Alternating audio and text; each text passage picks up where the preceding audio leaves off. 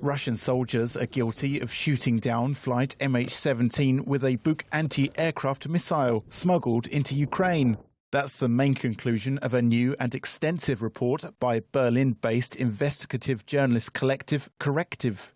The probe found evidence that a unit of the 53rd Russian Air Defense Brigade, based in Kursk, western Russia, fired the missile on July the 17th, downing the passenger plane and killing all 298 passengers and crew on board.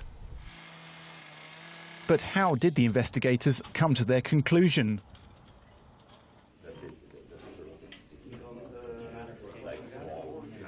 In September, the Dutch Safety Board published a report which said high-energy objects had penetrated the plane from the front and above, an impact which rules out a hit from a fighter jet, according to a Russian air combat systems expert cited in the report. A photo from the MH17 wreckage site shows dent marks from the thousands of pieces of shrapnel, consistent with the strike of a Buk missile designed to explode just before impact.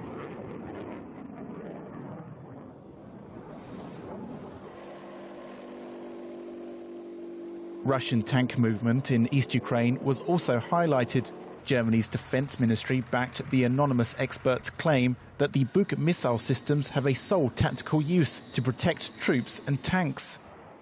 Without missile protection, such vehicles are easy targets for fighter jets. This is a military fact of life for military commanders in all NATO states, the expert is quoted as saying in the report.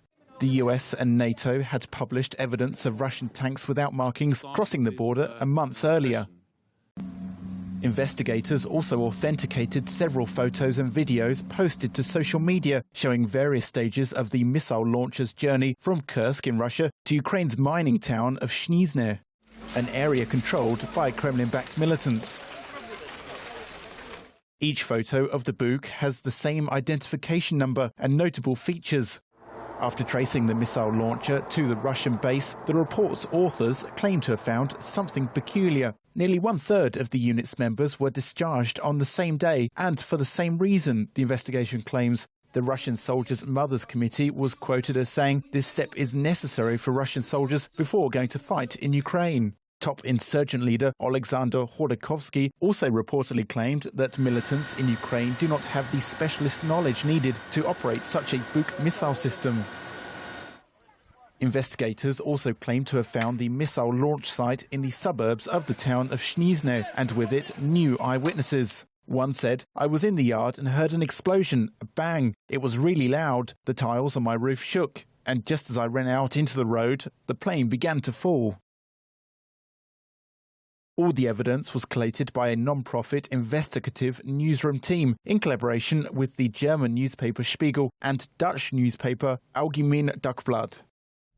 The results of an ongoing international investigation will be released later in the year.